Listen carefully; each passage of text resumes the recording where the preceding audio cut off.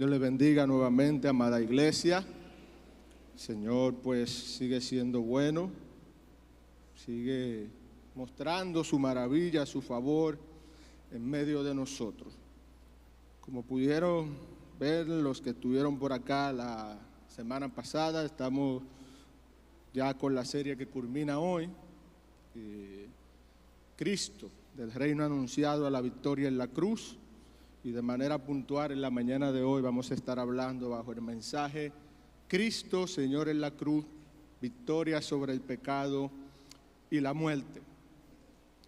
Y como pudimos ver la semana pasada que hablábamos del reino de Dios y establecíamos de que el reino fue anunciado e inaugurado por Cristo a la luz del pasaje de Marcos 1, los capítulos 14 al 16, 14, 15, que estudiábamos la semana pasada, y veíamos cómo el reino de Dios fue parte central o la misión que tuvo Jesús en esta tierra, y que todos los demás temas que podemos pues mencionar y escuchar en la palabra que Jesús pronunció estaban relacionados con el reino. En los que nos ocupa hoy vamos a estar viendo cómo el rey, entiéndase, Cristo, ganó el reino venciendo a lo que esclaviza al ser humano. Y no sé cuántos estuvieron aquí el martes pasado, pero los que estuvieron el martes pasado creo que saben cuáles son las dos cosas que esclavizan al ser humano. ¿Cuáles son? El pecado, la muerte. Son los dos enemigos.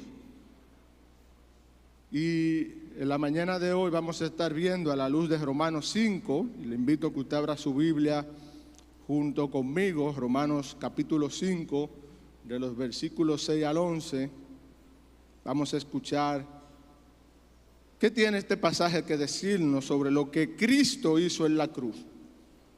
Cómo ese señorío de Cristo cambió nuestro estatus, nuestra relación y nuestro futuro. Romanos capítulo 5, versículos del 6 al 11. Dice la palabra del Señor, yo voy a estar leyendo en la Nueva Traducción Viviente. Versículo 6. Cuando éramos totalmente incapaces de salvarnos, Cristo vino en el momento preciso y murió por nosotros, pecadores.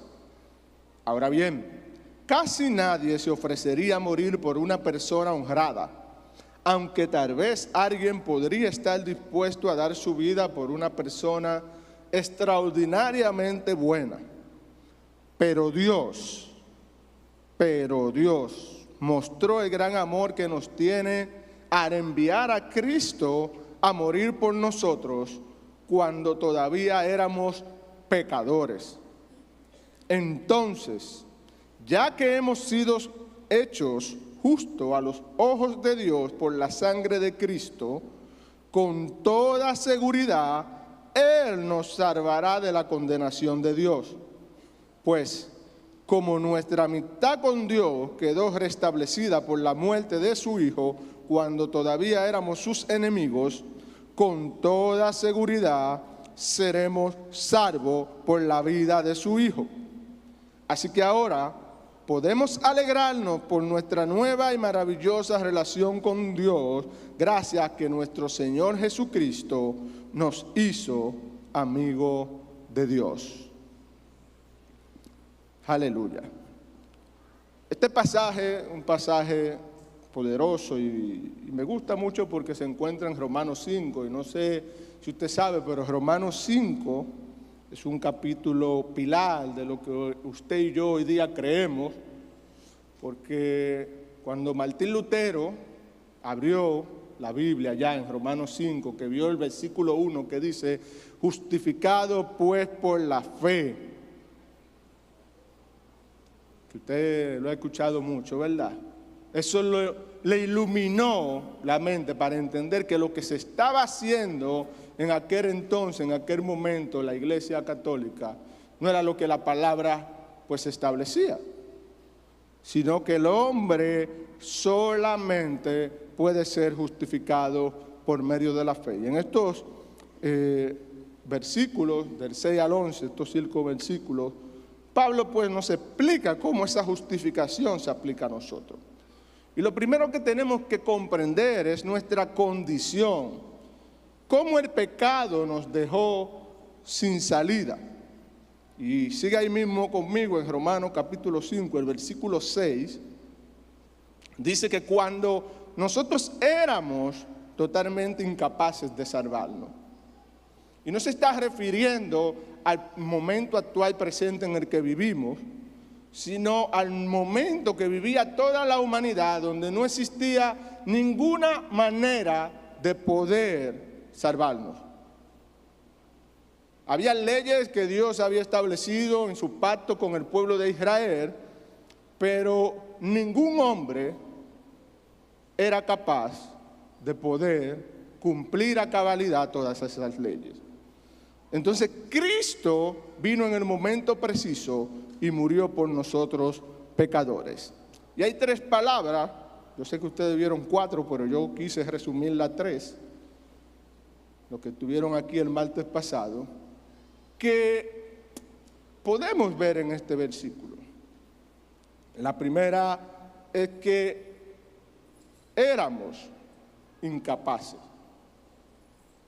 Nuestra condición luego del pecado, luego que Adán y Eva decidieron desobedecer a Dios, paradójicamente procurando ser semejante a Dios, cosa que ya eran, porque por eso el enemigo siempre ataca la identidad, lo que uno es. Satanás atacó la identidad de Adán y Eva, diciéndole que cuando comieran iban a ser semejante a Dios, lo que ellos eran. Y es la importancia de nosotros conocer lo que somos. Éramos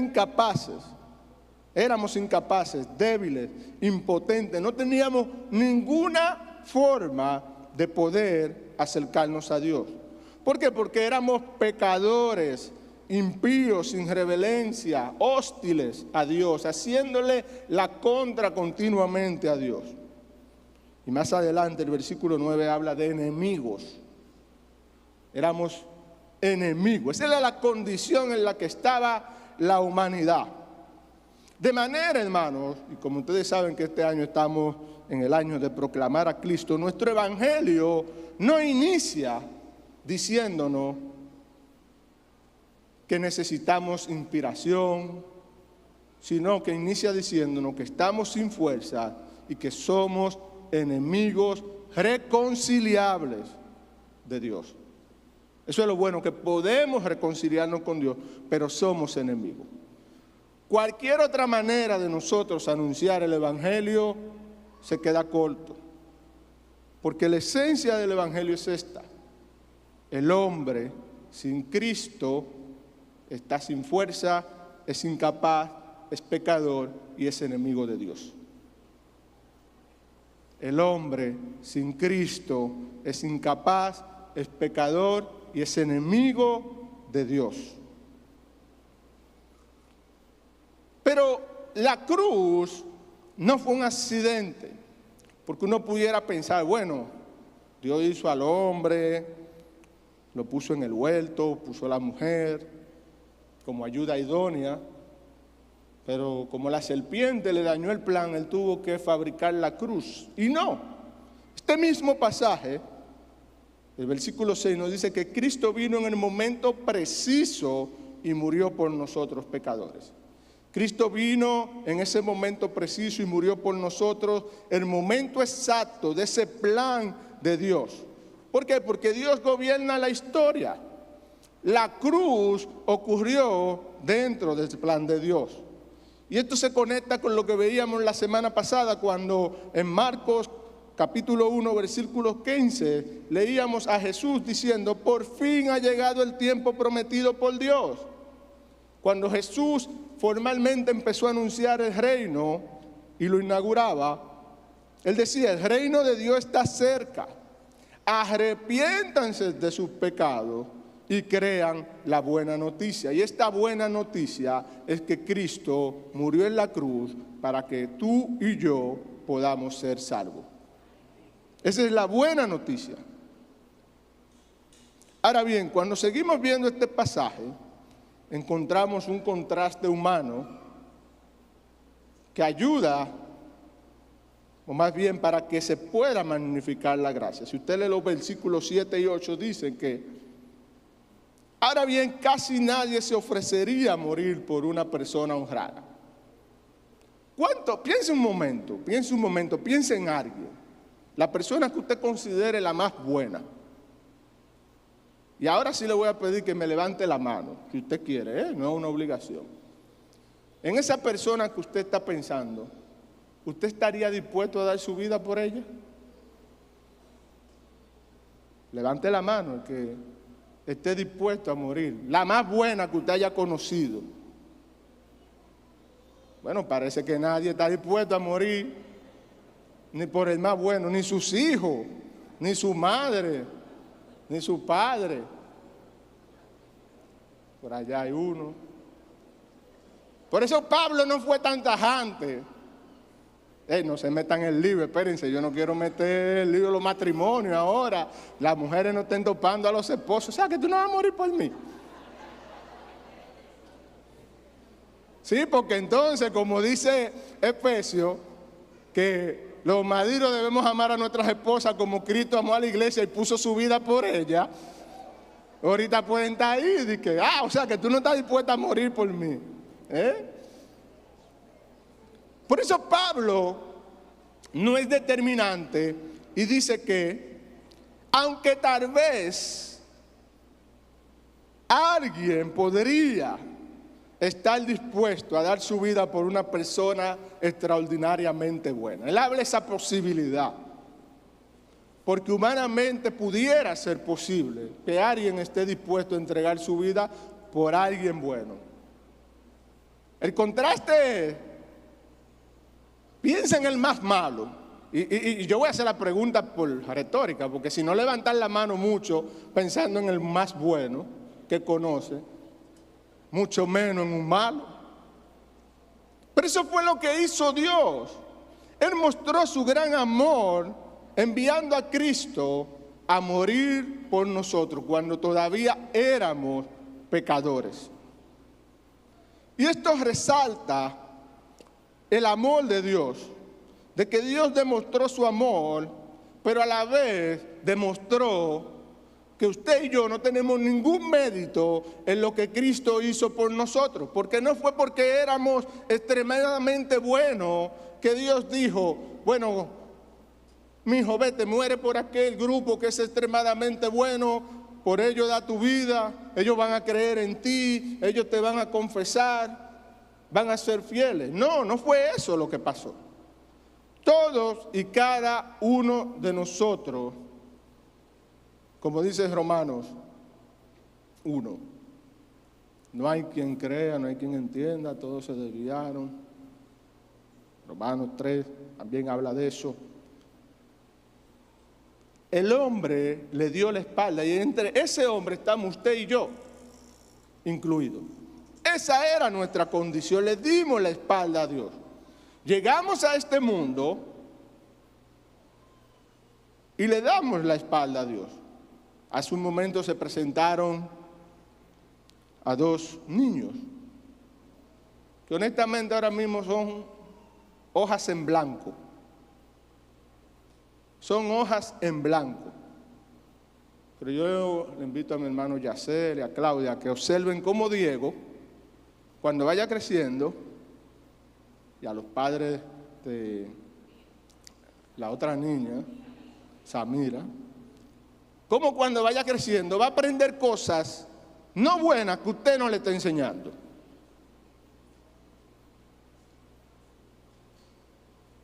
¿Por qué? Porque tanto Diego como Samira son pecadores.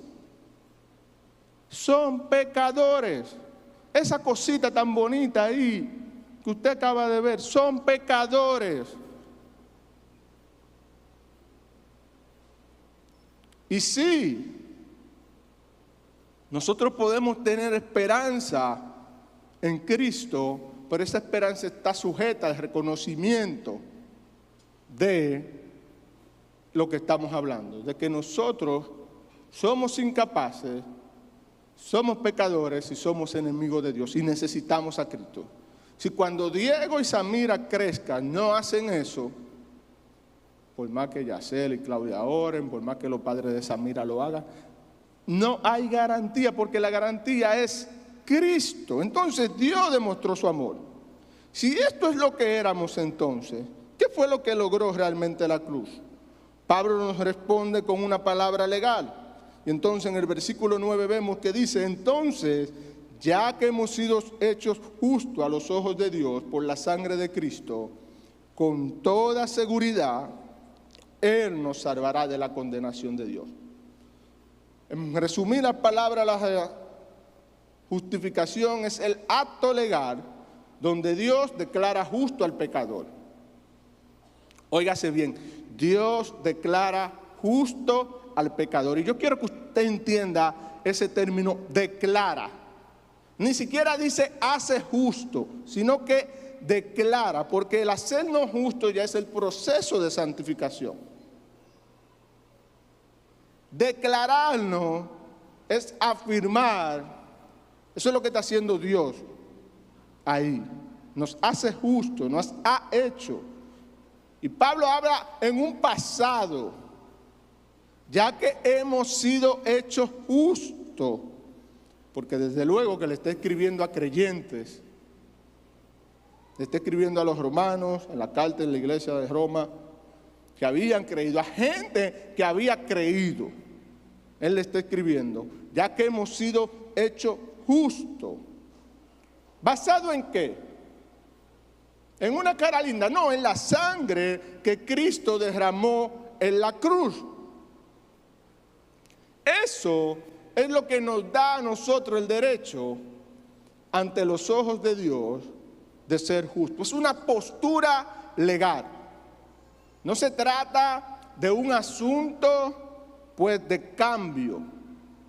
La justificación es una declaración. Dios lo sigue viendo a usted pecador, incapaz y enemigo, ahora como su amigo que no peca y está capacitado. Pero no porque usted haya hecho nada, ni porque usted haya cambiado. Y eso es lo asombroso de cuando uno viene a los pies de Cristo. Cuando uno dice acepto a Cristo, de entrada queda totalmente habilitado. Usted no ha salido de aquí. Mire, si hay amigos en medio nuestro hoy y decide aceptar a Cristo, no crea que va a ser un proceso mágico, que usted va a levantar su mano y si usted tenía alguna maña, desde que usted pase, la maña se le va a desaparecer. Dios lo puede hacer, pero no pasa así. Usted va a seguir, va a salir con sus mismas mañas, pero Dios, por el simple hecho de reconocer humildemente su incapacidad, por el hecho de reconocer que usted es un pecador, por el hecho de reconocer que usted vivía de espalda a Dios, entonces Él dice: eres mi hijo, te declaro justo. Ya luego entonces empieza un proceso de santificación, que es otro tema que no nos ocupa en este momento. De modo que el pecado no es solo una enfermedad que contaminó al hombre, sino que el pecado también es una postura legal de culpabilidad ante el juez justo, que es Dios. De modo que la cruz entonces no se trata de una terapia, de un tratamiento que nos ayuda a sanar el pecado, sino que es la sustitución que sostiene un veredicto justo. La justificación implica ser salvo de la ira venidera y del juicio. Y eso fue lo que hizo la cruz por nosotros. Y entiéndase por la cruz el sacrificio de Cristo. Al Cristo ir, dice un pasaje, creo que Colosenses, que Él clavó el acta que no era contraria en la cruz. O sea, sobre usted y sobre mí necesitaba, por causa del pecado de Adán, un acta que le dio poder al pecado, a Satanás, a las huestes espirituales de maldad de este mundo. Wandelín es un vil pecador, enemigo de Dios, es totalmente incapaz. Eso era lo que decía el acta. Y póngale su nombre a usted. Nestalí era un vil pecador. Valky era una vil pecadora, incapaz, enemiga de Dios. Esa era el acta contraria contra nosotros. Y que por más que el hombre trató por sacrificio, no pudo hacer nada. Pero cuando Cristo llega y muere en la cruz, obtiene la primera victoria sobre el pecado. Anula esa acta que no era contraria y se decreta un acta nueva cuando usted reconoce a Cristo como su Señor y Salvador, de que ahora usted es un hijo amado de Dios, su hijo amado. Por eso Jesús le dijo a sus discípulos, ya no lo llamaré siervos, sino lo llamaré mis amigos. Somos amigos de Dios. Pero Pablo no se queda en el tribunal, sino que pasa a un lenguaje relacional. Y ahí vemos entonces cómo se da esta reconciliación. El versículo 10 de Romanos 5 dice, pero como nuestra amistad con Dios quedó restablecida por la muerte de su Hijo, cuando todavía éramos sus enemigos, otra vez, con toda seguridad seremos salvos por la vida de su Hijo. Note cómo ya van dos veces que dice lo mismo, con toda seguridad seremos salvos por la vida de su Hijo. Y este es uno de los puntos más profundos de este pasaje. La cruz no solo cambia el estatus, cambia también la relación que tenemos con Dios, pero sentó las bases para nuestra promesa futura. Nosotros, hermanos, no éramos neutrales, y lo decíamos la semana pasada. O usted es amigo de Dios o usted es enemigo de Dios. No hay un punto medio. O usted le sirve a Dios o usted le sirve al diablo. Puede sonar duro, pero no podemos engañar. Nosotros éramos enemigos activos de Dios. Y tú, amigo que nos escucha en esta mañana, eres un enemigo activo de Dios. Y así como Dios nos reconcilió, quiere reconciliarte a ti. Pero Dios no nos reconcilió porque nosotros fuimos simpáticos, porque empezamos a mejorar nuestra conducta, o porque empezamos a prepararnos. Él nos reconcilió cuando éramos sus enemigos, en el peor momento, en el peor punto de esa relación. De manera, amigo mío, que me escuchen esta mañana, Dios no quiere reconciliarte a ti con Él cuando tú estés preparado, porque esa es la excusa que solemos presentar. No, yo tengo que poner algunas cosas en orden, tengo que estar preparado.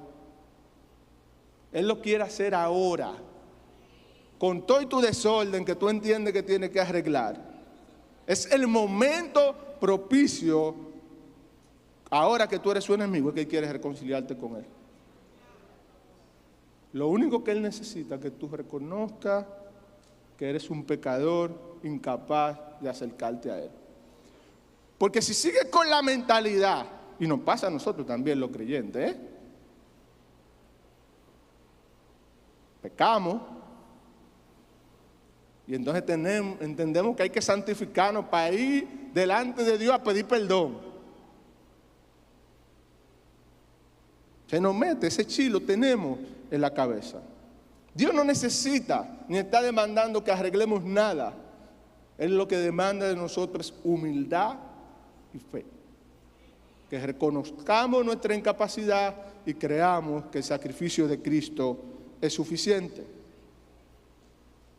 Fuimos reconciliados por la muerte y somos salvos por la vida.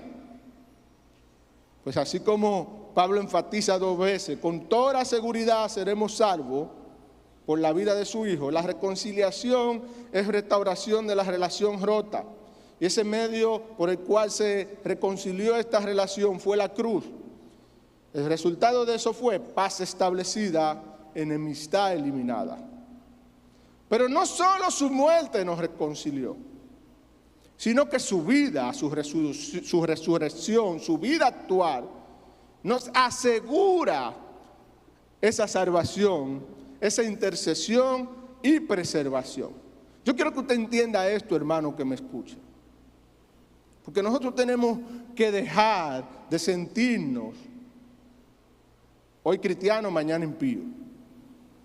Si usted hizo decisión por Cristo, usted tiene que estar convencido que usted le pertenece a Cristo. Y por consiguiente comportarse como perteneciente al reino de Cristo.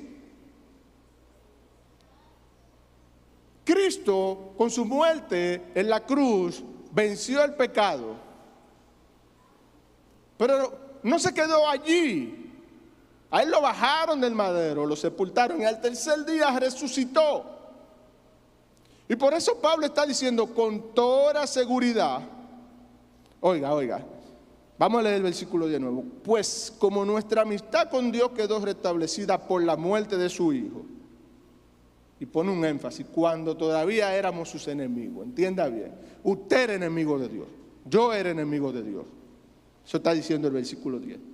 Y en ese momento, Cristo murió por nosotros. ¿Cuánto más, ahora que somos sus amigos, no vamos a ser salvos por la vida de su Hijo? ¿Cuánto más? Y cuando usted era su enemigo, Él decidió morir por usted. Ahora que lo hizo su amigo, ¿usted cree que Él lo va a abandonar por cualquier paje coco? No, hermanos. Tenemos que tener esa certeza de que la muerte puso la base de la reconciliación, una obra terminada, relacionarnos con Dios. Pero su vida es una garantía continua. Cristo está vivo, Cristo vive y está ahora intercediendo por nosotros, preservándonos. Y si usted es un creyente, en algún punto de su vida usted lo ha sentido, que usted ha planeado, ha querido hacer algo contra Dios y no puede. Eso habla de la preservación. Pero desde luego que eso tiene que darse con un relacionamiento, porque eso no va a venir de manera mágica, espontánea. Cuando en el reino atacan a algunos de los ciudadanos, eso puede detonar hasta una guerra contra el enemigo que está atacando al ciudadano del reino que pertenece. Usted ve ahora como en medio de esta tensión que hay en Medio Oriente, entre Irán, Estados Unidos, Israel, surgen ciertos tipos de amenazas. Usted ve que los gobiernos se pronuncian. Si le pasa algo a nuestros ciudadanos, nos vamos a ver obligados a intervenir. Así mismo funciona el reino de Dios. Así es como funciona. Cuando el enemigo quiere levantarse contra nosotros, Cristo interviene. Cristo interviene. Y tenemos que creerlo, hermano. Pablo dice, salvo por la vida de su Hijo.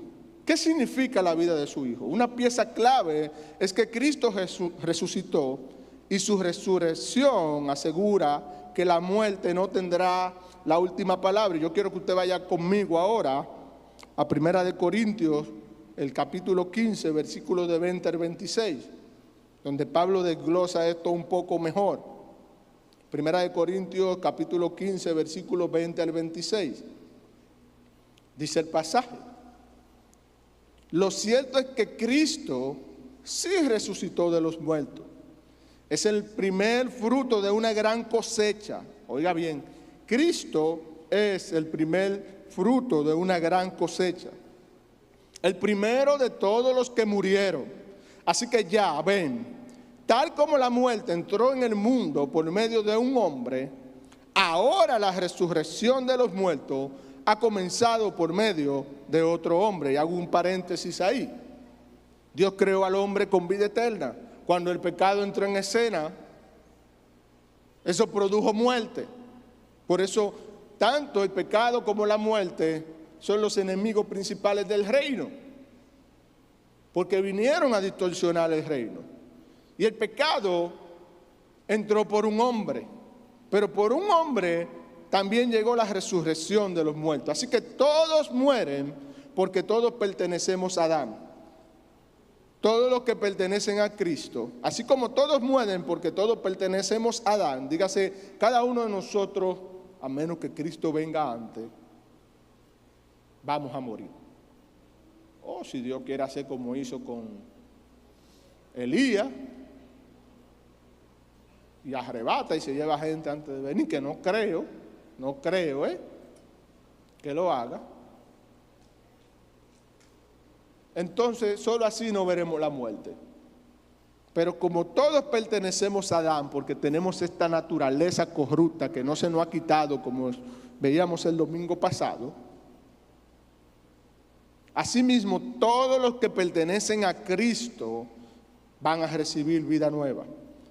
Pero esta resurrección tiene un orden. Cristo fue resucitado como el primero de la cosecha. Luego, todos los que le pertenecen a Cristo serán resucitados cuando Él regrese. Esa es la esperanza, la garantía que tenemos. Después de eso vendrá el fin, cuando Él le entregará el reino a Dios. Por eso hablamos del reino de Dios, porque el reino es de Dios. Luego de destruir a todos los gobernantes y poder y toda autoridad, pues Cristo tiene que reinar hasta que humille a todos sus enemigos debajo de sus pies. Y el último enemigo que será destruido es la muerte. De manera, hermanos, que la muerte no tiene victoria, garantía alguna sobre nosotros. Porque Cristo, cuando resucitó, venció la muerte. La muerte no tiene poder sobre el creyente. Cristo resucitó como primicia, garantía de la cosecha futura. Cristo reina. Oiga bien, Cristo reina, Cristo está reinando, porque a veces pensamos como que el mundo se le salió de control a Dios. No, Cristo está reinando. Él reina. Y va a continuar reinando hasta poner a todos sus enemigos bajo sus pies. Nosotros cantábamos más temprano, no voy a cantar, voy a decir lo que decía la canción, por si acaso. Que la tierra, verdad, tiembla ante Él. Los demonios huyen al escuchar que,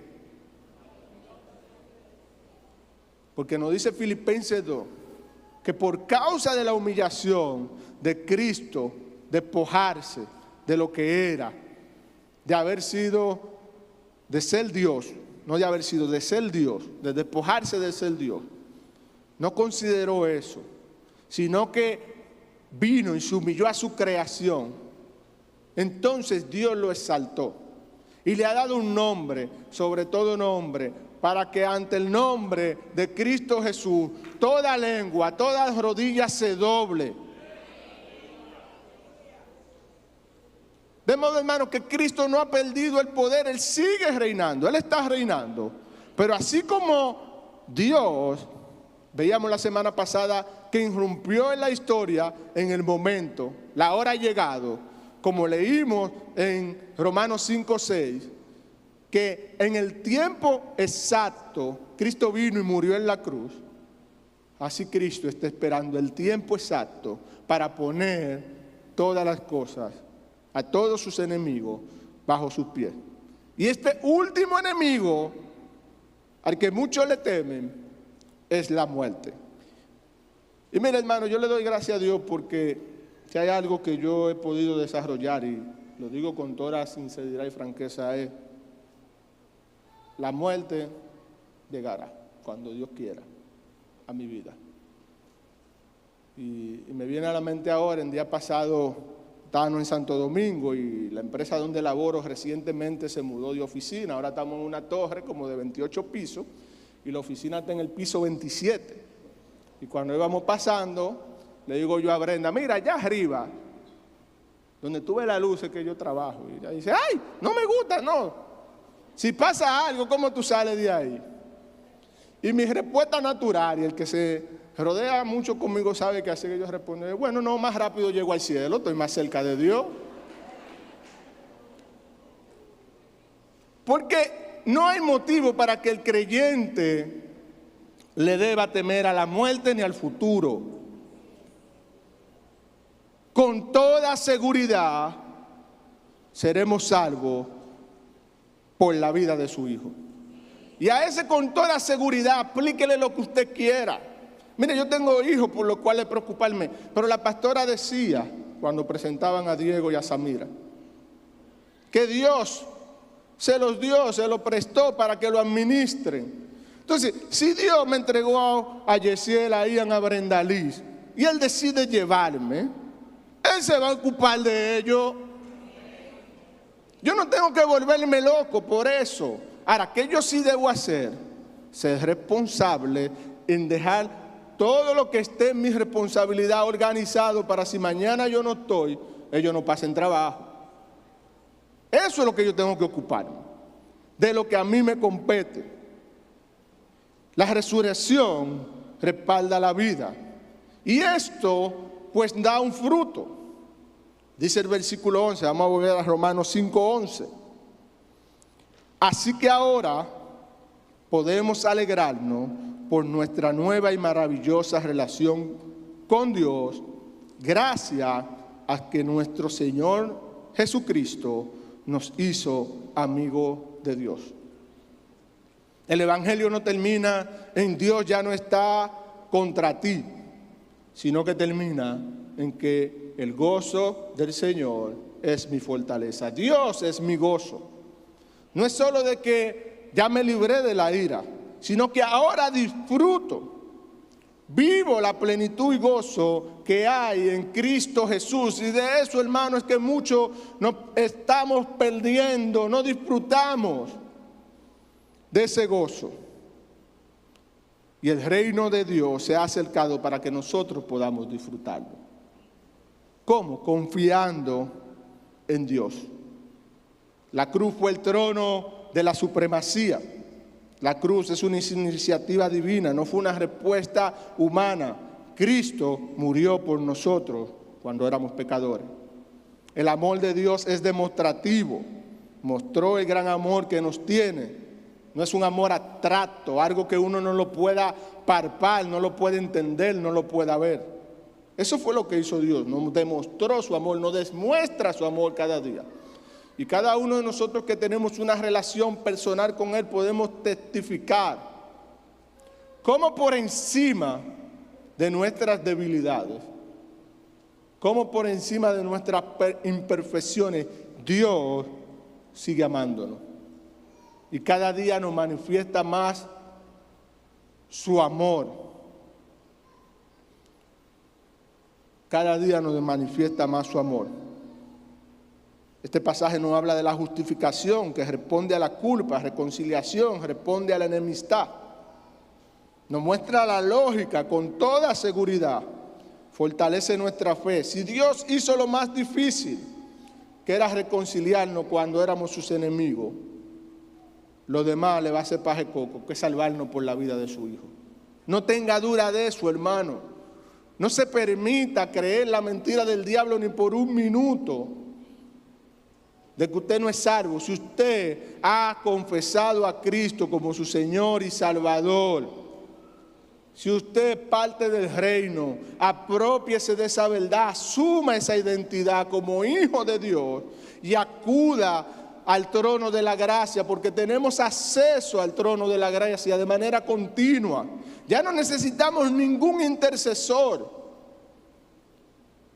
Usted no necesita que los pastores oren por usted para poder reconciliarse con Dios si usted aceptó a Cristo. Usted no necesita que ningún hermano o hermana ore por usted. Está bien pedir ayuda en oración. Está bien llamar. Yo necesito que me ayude a orar por X, por Y.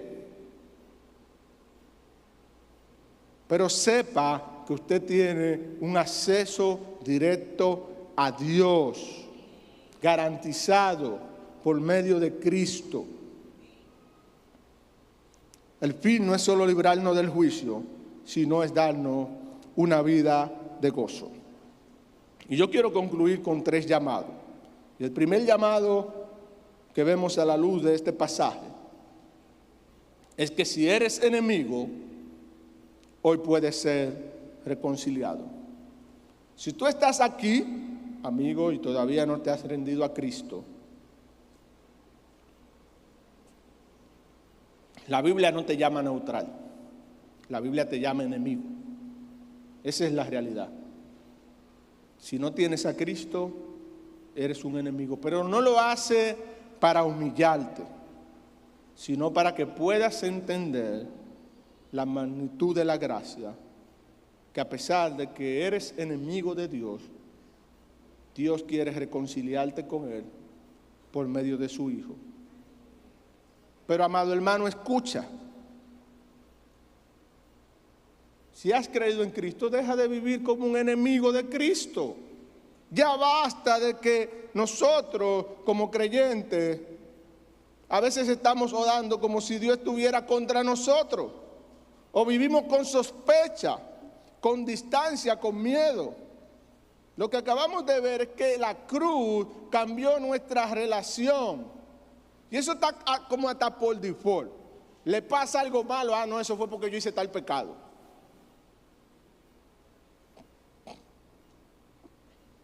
Usted tenía un plan y no le salió como era. Eso fue porque tal día yo le hice tal cosa. Dios, me comprometí con Dios a esto y no lo hice. A veces vivimos con ese miedo, con esa sospecha, como que Dios nos está enjuiciando. Y no, la cruz cambió nuestra relación. Ya no somos enemigos, estamos reconciliados. Volvamos a acercarnos con confianza porque ya Cristo hizo la paz. Cristo hizo la paz. Le ofendemos, tenemos a Cristo de abogado.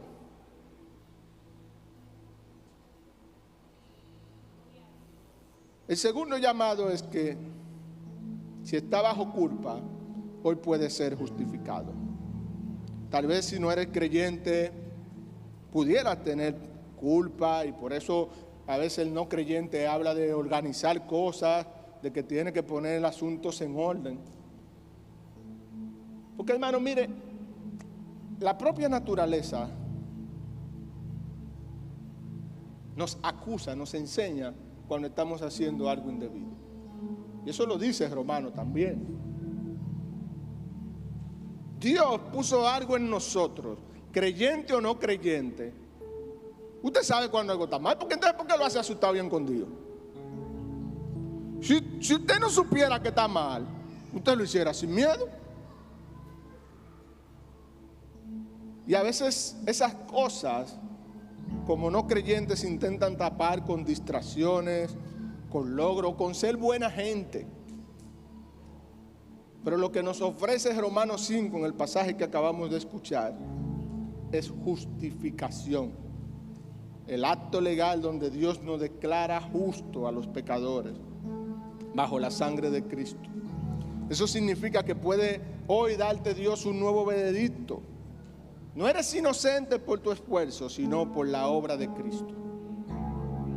Pero también, hermano, a ti te quiero decir, quizás tú puedas creer que en Jesús, pero sigue viviendo castigándote, condenando, a ti mismo, recordando tu pasado, lamentándote por los pecados que cometiste alguna vez, lo cual le dice la palabra que el Señor se olvida de eso, lo echa al fondo de la mar y nos volvemos buzo, excavar.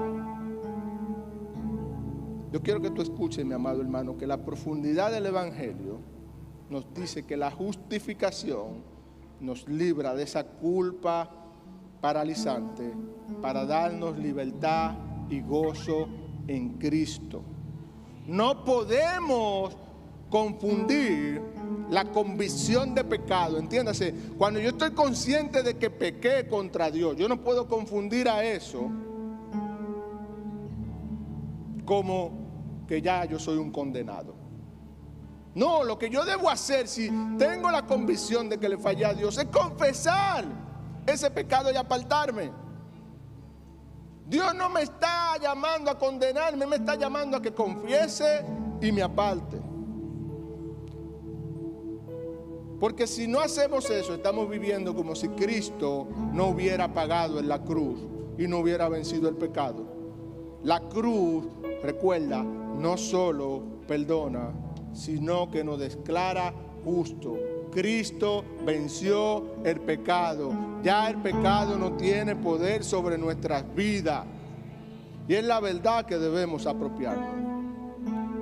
Y finalmente, si le temes a la muerte, la vida de Cristo es lo único que te va a garantizar esperanza.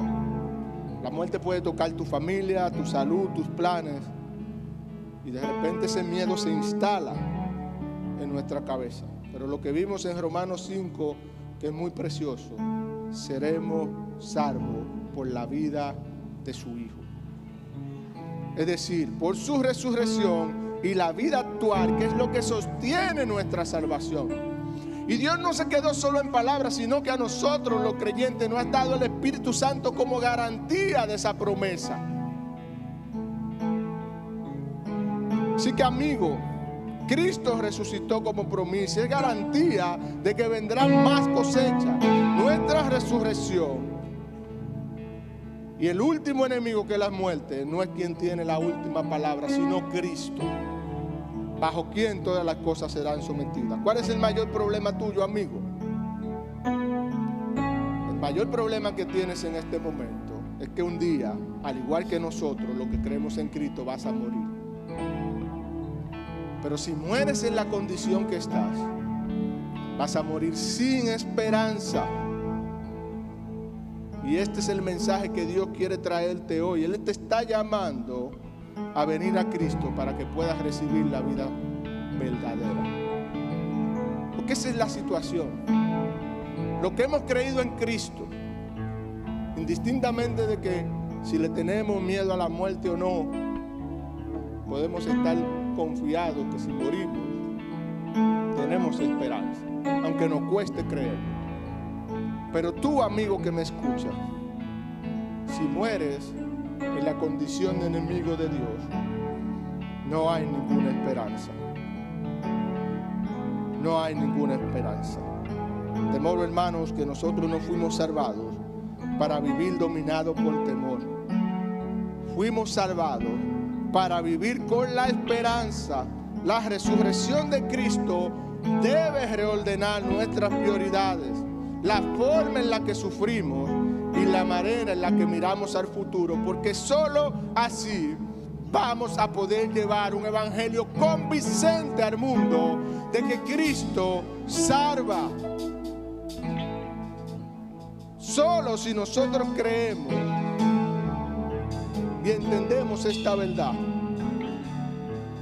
de que tenemos una esperanza segura en Cristo, vamos a poder convencer al otro.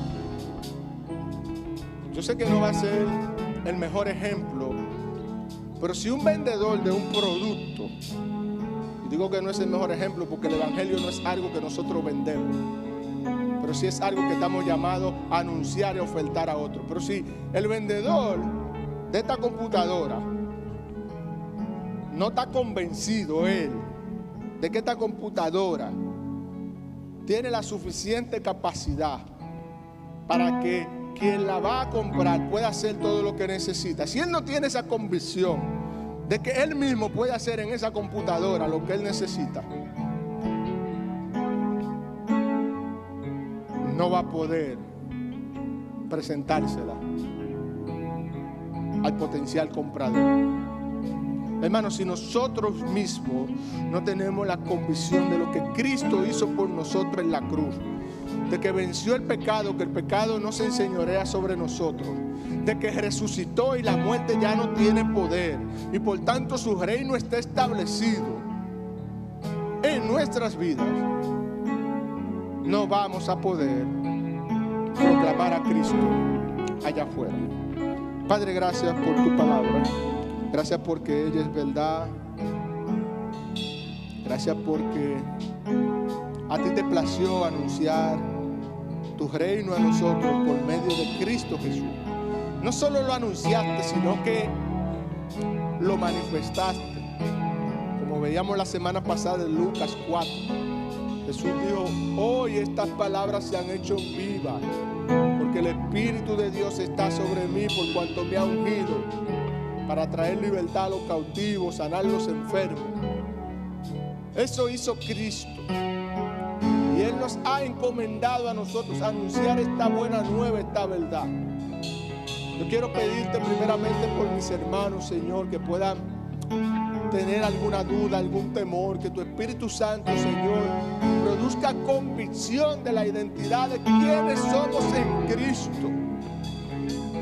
De que ya no somos enemigos tuyos, Señor, sino que por el señorío de Cristo a través de la cruz, de esa victoria que anuló el acta que era contraria, hoy, Señor, somos tus hijos amados.